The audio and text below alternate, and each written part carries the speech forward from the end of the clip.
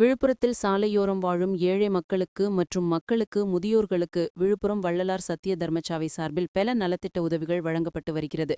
குறிப்பாக அவர்களுக்கு 3 வேளை உணவும் தர்மசாலை மூலம் வழங்கப்பட்டு வருகிறது.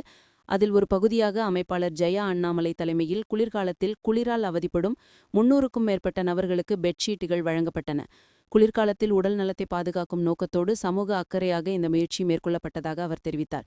இந்த நலத்திட்ட வழங்கும் நிகழ்ச்சியில் அமைப்பின் உறுப்பினர்கள் மற்றும் பலரும் கலந்து கொண்டு சமூக சேவையின் முக்கியத்துவத்தை வலியுறுத்தினர். விழுப்புரம் நகரில் குளிர்கால உதவி நடவடிக்கையாக இந்த நிகழ்ச்சி மக்கள் மத்தியில் பாராட்டி பெற்றுள்ளது குறிப்பிடத்தக்கது.